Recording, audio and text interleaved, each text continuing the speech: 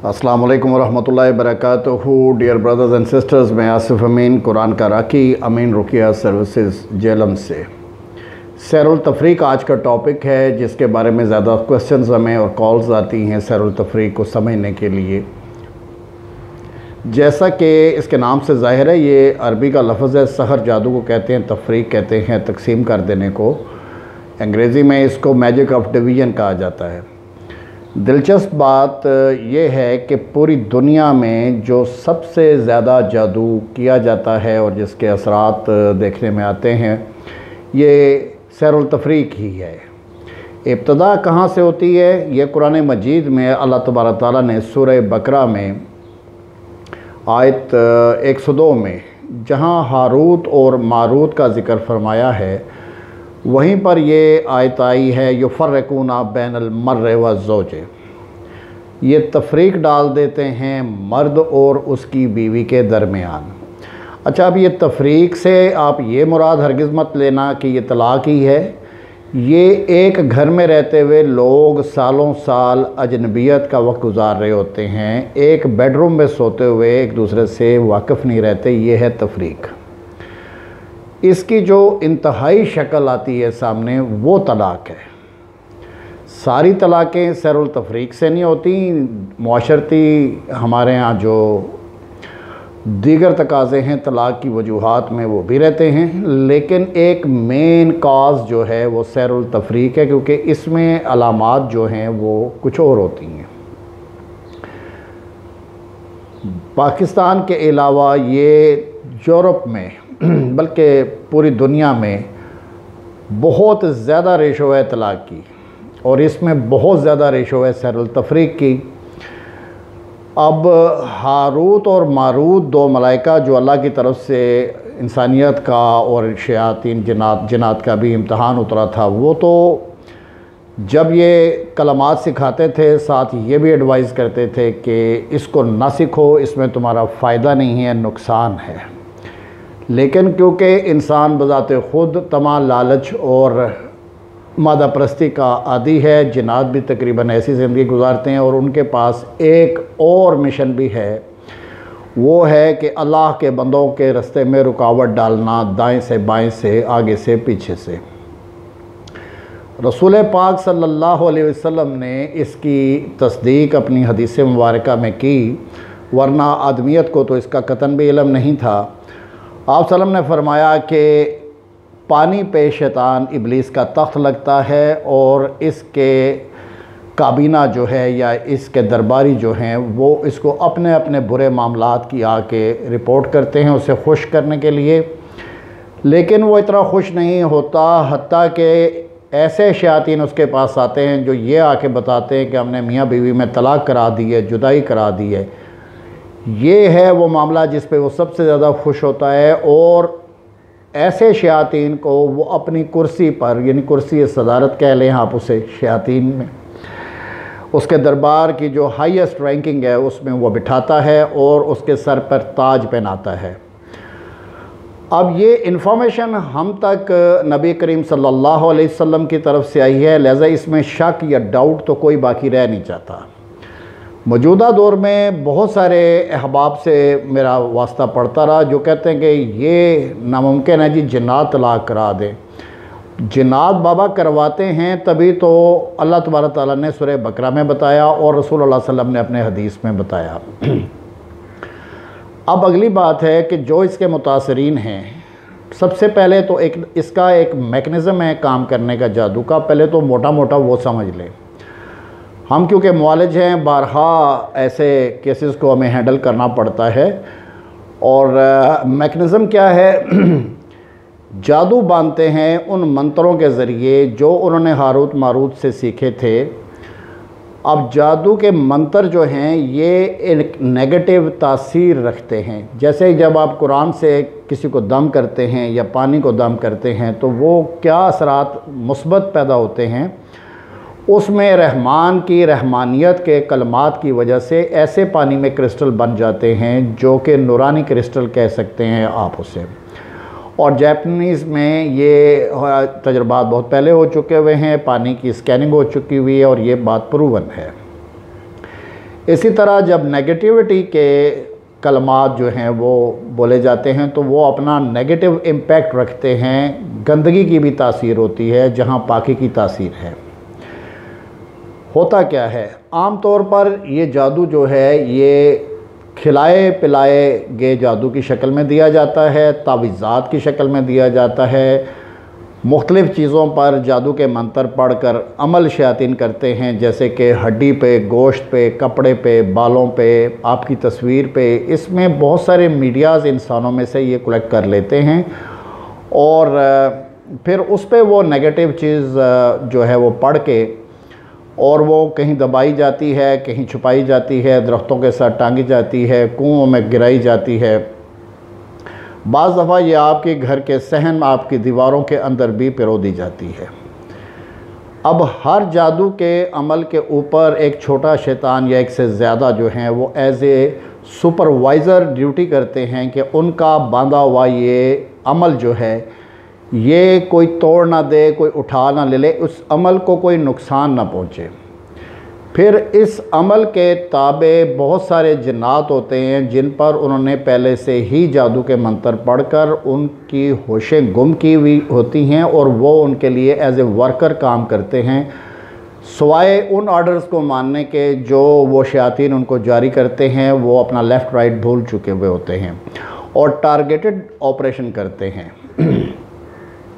ये मोटा सा मैकेनिज़्म है जो मैंने आपको समझाने की कोशिश की है और मेरी तरह और बहुत सारे राखियों ने जब मरीज़ों पे रखिया पड़ा और जिन्नात हाज़िर हुए, जिन्नात से बातें हुई और वहाँ से हमने ये पता चला कि हाउ दे वर्क। अब अलामात जो होती हैं वो ऐसे कपल पे आ रही होती हैं, चंद मोटी अलामात जो कि आम देखने में आती हैं, उसका मैं ज़िक्र करूँगा। वैसे इसकी अलामात काफ़ी सारी हैं। सबसे पहले ऐसे कपल में certain change of behaviour all of the sudden होगा, मियाँ में या बीवी में, और बाज़ दफ़ा ये दोनों ही में तेज़ी आ जाएगी या रवैये चेंज होने शुरू हो जाएंगे। शक शुबहात एक दूसरे पे ख़त्म होने का नाम नहीं लेंगे। दूसरा कोई बंदा सुनेगा तो उन्हें वो बहुत आम सी बात और मामूली लग रही होगी, लेकिन जिन पे ये जादू किया गया होता है उनके लिए वो ज़िंदगी मौत और अना का मसला बन गया हुआ होता है। इसके अलावा एक फ़रीक अगर दूसरे को कोई एक्सक्यूज़ देना चाहे, माफ़ी मांगना चाहे, बेशक वो सच पे हो, दूसरा फ़रीक बिल्कुल माफ़ करने को तैयार नहीं होता, बल्कि बात को और ज़्यादा तूल दे देता है, जिससे झगड़े की शक्ल बनती है। अच्छा, ये झगड़े फिर बाद में घर के बर्तनों से निकलते हैं, तो मेहमान से निकल के बर्तनों तक, फिर वहाँ से किसी औजार तक, किसी डंडे तक में भी कोई छुरी इस्तेमाल हो जाए। और बहुत सारे केसेस है मैं ऐसे देख चुका हूँ जिसमें कहीं ना कहीं जाकर फिर शदीद या तो जिस्मानी नुकसान हो गया और बाज़ केसेस में डेथ भी हो जाती है। तो ये जो दो पाक रिश्ते में बंधे हुए मियाँ बीवी को जुदा करने का जादू, इसे सैरुल तफरीक कहते हैं। अच्छा, ये सिर्फ मियाँ बीवी में नहीं बल्कि दो या दो से ज़्यादा मुखलिस बिज़नेस पार्टनर्स थे, किसी नेक मिशन के पार्टनर थे, वहाँ पे भी ये इसी तरह एप्लीकेबल है। और जो प्यार माँ बाप का बच्चों के साथ या बच्चों का माँ बाप के साथ या बहन भाइयों का आपस में होता है, वहाँ भी दरार इसी तरीके से डाली जाती है। This is called magic of division.